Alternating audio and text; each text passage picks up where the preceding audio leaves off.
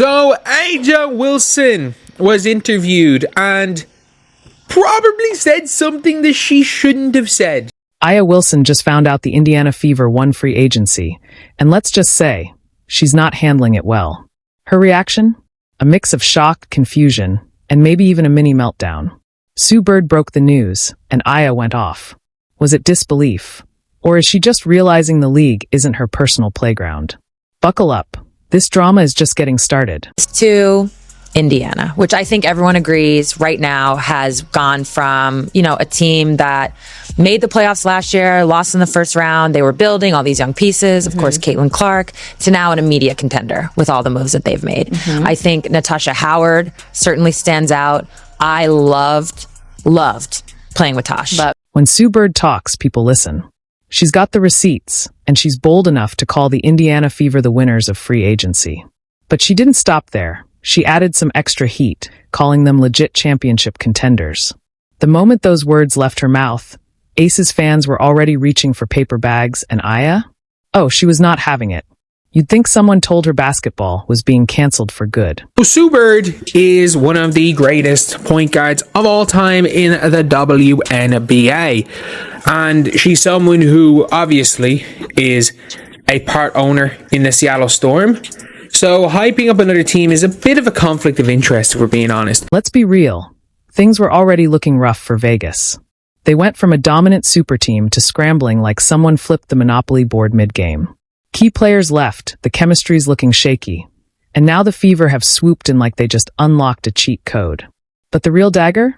Indiana took Sydney Colson. From the Aces, she is 100% vibes. She is 100% going to be a backup for Caitlin. It's going to be fantastic. Backup for Kelsey. She is a great addition to this backcourt. She has senior leadership. She has championship experience. She is the most fun ever. And Stephanie White and the IndianaFever front office is not messing around. They are putting everything in place to make sure that this year is a championship caliber team, and every addition it gets better and better and better. If you know Sydney Colson, you know she's the heart, soul, and comedic relief of the Aces. Losing a player like that isn't just a roster move. It stings. It's like your best friend switching friend groups and suddenly thriving without you. Painful. And for AjaWilson, this is just another thing making her rethink life choices. First, the Aces front office made, let's just say, some decisions.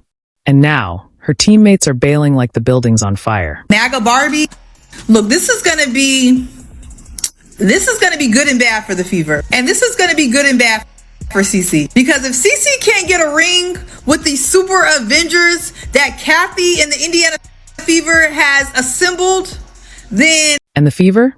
Oh, they're eating. They didn't just get Sydney Colson. No. They snatched the Aces' energy, their blueprint, their culture, the vibes. Now, Aces fans are spiraling like they just got dumped over text.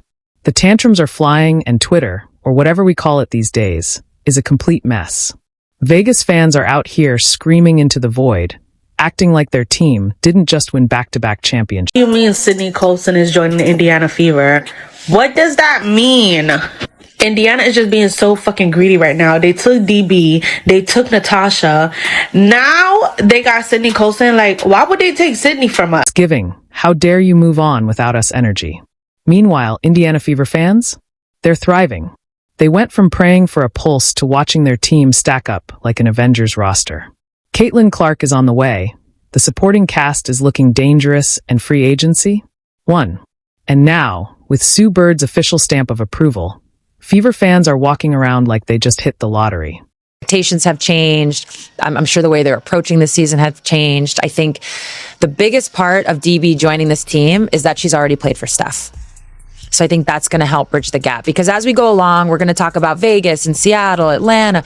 It's really going to be which Stephanie team. White being the head coach of, right. Yeah. Sorry. Yeah. Thank you. Was the head coach of Connecticut, now the head coach of India. As for AjaWilson, she's left trying to piece together what's left of her team while watching Indiana become the team to beat.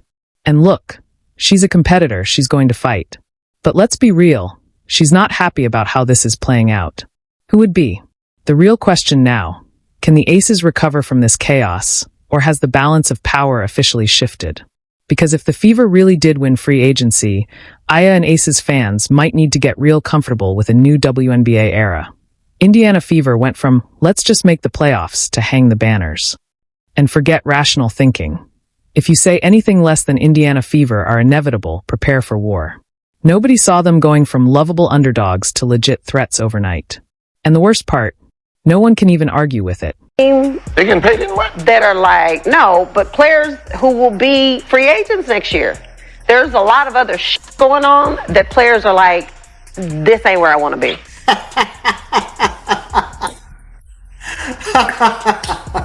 The Fever did level up. They did steal talent. They did set themselves up to compete. And now, all rival fans can do is sit there, glaring at their screens, praying Sue Bird somehow got it wrong. But here's the thing, Sue doesn't miss. She's not hyping up Indiana for fun. She knows the game, and she sees what's coming. And that terrifies rival fans. Because if Indiana is really about to be a problem, that means someone else is about to get knocked down a peg. The denial is strong. Fans are scrambling for coping mechanisms. They're still young. They haven't proven anything yet. Championship contenders? Let's not get carried away. But deep down, oh, they're nervous. Every Fever move is now under a microscope. Every game will be watched like it's a finals matchup. Rival fans aren't just hoping Indiana fails. They need them to. They have Caitlin Clark. They have Aaliyah Boston. They made sure that they re-signed Kelsey Mitchell. That was a big one. They acquired both Natasha Howard and DeWanna Bonner. They traded for Sophie Cunningham. They still have Lexi Hull. And now they have made a move that is literally my favorite of WNBA free agency. They have signed Sydney Colson, face of the WNBA. If you know, you know. You might look at Sydney Colson's stats and be like, oh, she doesn't really give that much of anything. She doesn't score. She's averaging like 2 points a game. That's fine. The Fever do not need another high-volume scorer. They need a veteran backup point guard who can help manage that offense. Fans are out here living their best lives, watching the chaos unfold. They went from being an afterthought to the main character of the WNBA storyline. And honestly, they're eating it up. And they should. Because for the first time in a long time, the Indiana Fever aren't just in the conversation. They're the conversation. Love DeWanna Bonner. Love Kelsey Mitchell, but Sydney Colson, the face of the league, to the Indiana Fever. Indy better roll out the red carpet. I swear that I have to get a Colson jersey now. And speaking of conversations, AjaWilson just sparked a wild one. After all this free agency madness, she actually turned around and blamed her own locker room for not winning last season. Yep, the same teammates she was just hyping up, calling them family, talking about how lucky she was to have them point 1 minute. It's all love. The next? Well, if my team had actually stepped up, maybe we would have won. Let's be real. Nobody expected Aya to take this whole Indiana Fever situation well. But throwing her own squad under the bus? That's next level frustration. The same team she was all smiles with after back-to-back rings is suddenly the reason they didn't three-peat? Make it make sense. Aces fans are scrambling, trying to spin this into anything other than what it is. But no, this one's hard to defend. Oh, this is damning. It really is. I gotta tell you.